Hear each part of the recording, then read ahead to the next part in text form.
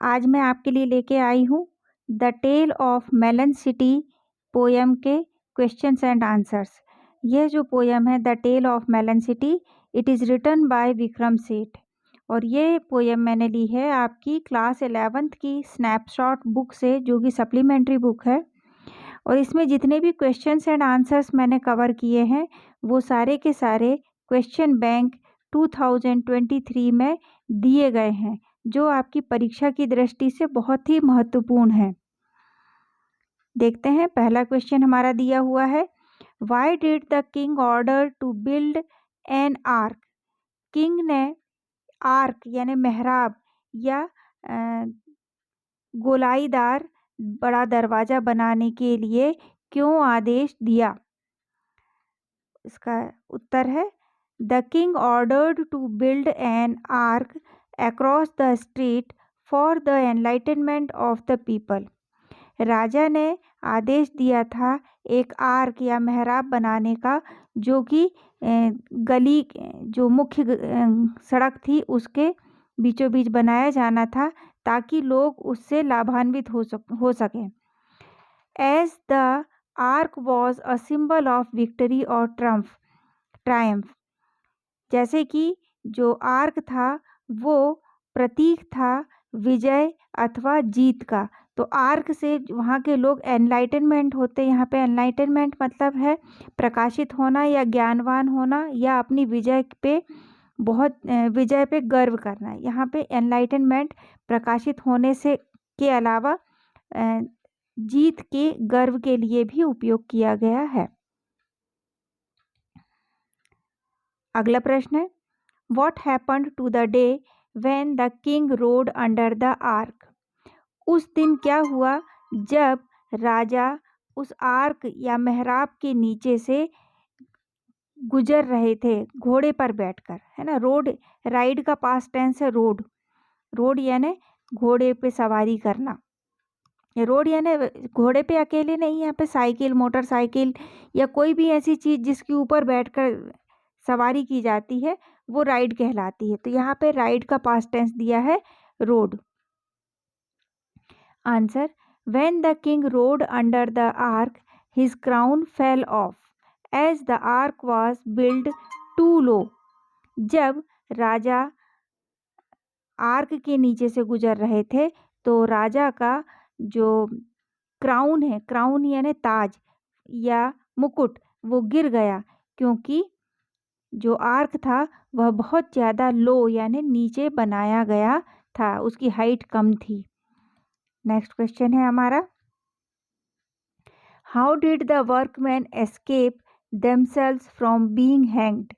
जो वर्कमैन थे, कर्मचारी थे, कारीगर थे, वो लोग फांसी की सज़ा से कैसे बचे। यहाँ वैसे एस्केप का सामान्य अर्थ होता है भाग जाना, पर यहाँ पर एस्केप का अर्थ है बचना। तो फांसी लगने से वह कैसे बचे। उत्तर है, When the king decided to hang all the workmen, then to escape themselves, the workmen argued that the size of the bricks was wrong. जब राजा ने ये निर्णय किया कि सारे के सारे वर्कमैन को हैंग कर दिया जाए। हैंग करना यानी फांसी पे सच्चे टांग देना। हैंग करना होता लटकाना, फांसी पर लटका देना। देन टू एस्केप देमसेल्व्स, तब अपने आप को बचाने के लिए द वर्कमैन आर्ग्यूड, जो कारीगर थे, कर्मचारी थे, उन्होंने आर्ग्यू की मतलब अपना मत रखा।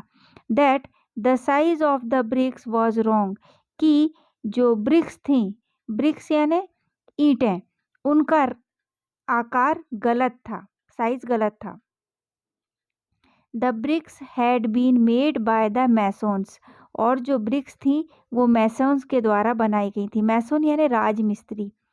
सो according to the rule the masons were be blamed.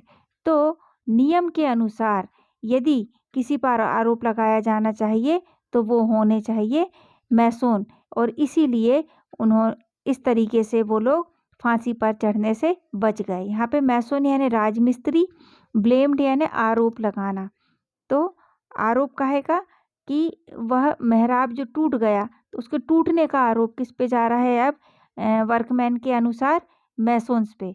हालांकि वर्कमैन्स ने अपने आप को बचाने के लिए यह तर्क दिया था।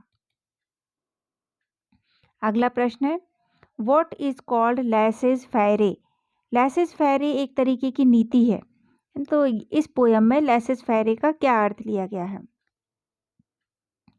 The term laissez-faire is used to refer to a policy of minimum governmental interference in the economic affairs of individuals and society। तो ये जो टर्म है laissez-faire, इसका उपयोग उस नीति के लिए किया जाता है जिसमें सरकारी हस्तक्षेप, गवर्नमेंटल इंटरफेरेंस मतलब सरकारी इंटरफेरेंस यानी हस्तक्षेप मिनिमम होता है। काहे में? इकोनॉमिक अफेयर्स में। इकोनॉमिक अफेयर्स में मतलब आर्थिक कामकाज में, चाहे वह व्यक्तिगत इंडिविजुअल हो या फिर सोसाइटी या समाज के हों, मतलब व्यक्ति एवं समाज के आर्थिक कार्यों में सरकार का कम से कम हस्तक्षेप किया जाना लेसेस फेरे कहलाता है। It is the principle applied by melon king.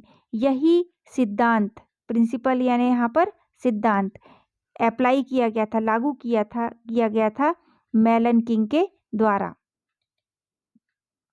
अगला प्रश्न है, why did the king call the issue a tricky thing? राजा ने इस मुद्दे को ट्रिकी मतलब अचंभित कर देने वाला, परेशान या पेचीदा चीज क्यों कहा है? जवाब है इसका, there was an issue to be hanged someone for the fault. वहाँ पर एक इशू, एक मुद्दा या एक नियम था कि यदि गलती हुई है तो किसी न किसी को फॉल्ट की सज़ा दी जानी है, और सज़ा होती थी फांसी की सज़ा, हैंग कर देना, हैंग करना यानी लटका देना। The question was who should be hanged?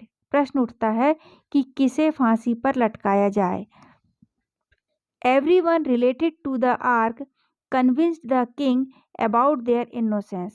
जितने लोग भी रिलेटेड यानी संबंधित थे उस आर्क से, उन्होंने राजा को कन्विंस कर दिया यानी विश्वास दिला दिया कि वे इनोसेंट है। इनोसेंस होना यानी नादान होना, गलती रहित होना। The king was confused. इस स्थिति में राजा बहुत कन्फ्यूज हो गए, असमंजस में पड़ गए। कन्फ्यूज होना यानी निर्णय नहीं ले पाना, अनिर्णय की स्थिति में पहुंच जाना। Therefore he called the issue a tricky thing. इसीलिए उन्होंने इस मुद्दे को ट्रिकी चीज कहा। ट्रिकी यानी जो सीधी सीधी नहीं होती है, कुछ उसमें पेचीदा चीजें होती हैं, उसको बोलते हैं ट्रिकी। अगला प्रश्न है, What did workmen say in their defense when the king ordered them to be hanged?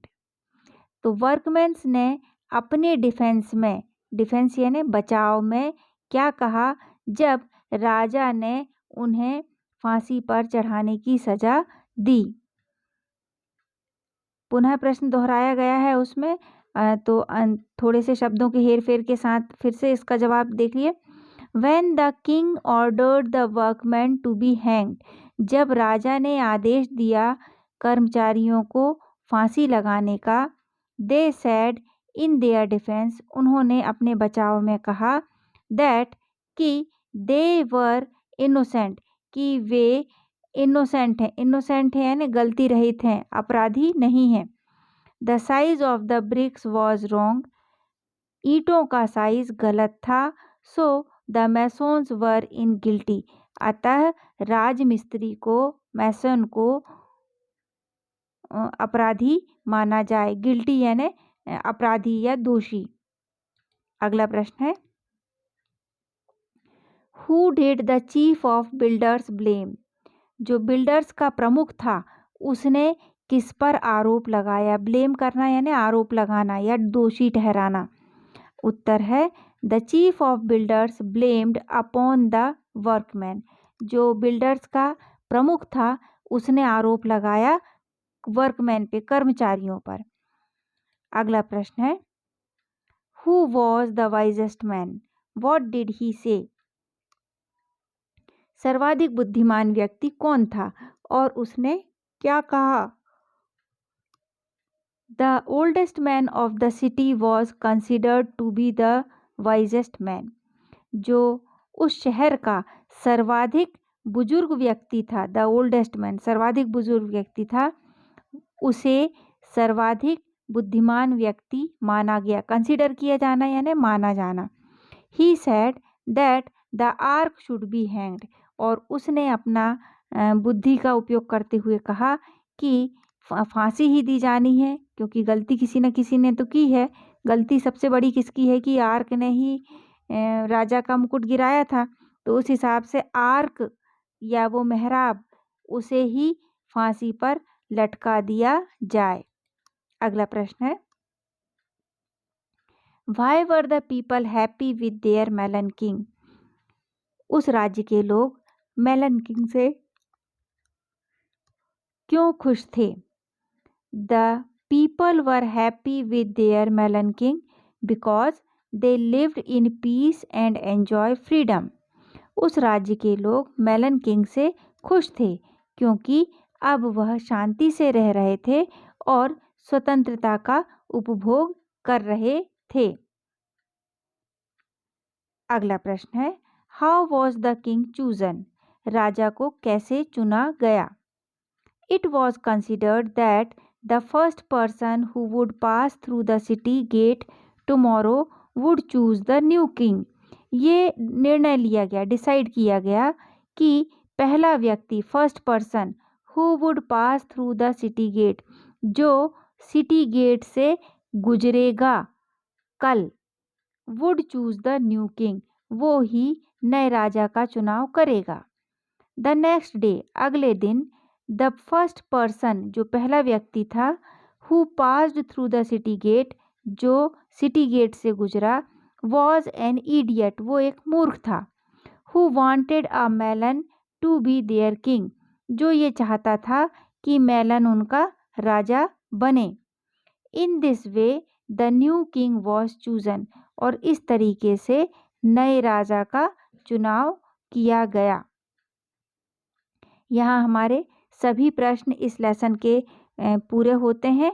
तो आप लोग बहुत अच्छे से पढ़ाई करें। परीक्षा में आपके लिए बहुत उपयोगी प्रश्न एवं उत्तर हैं।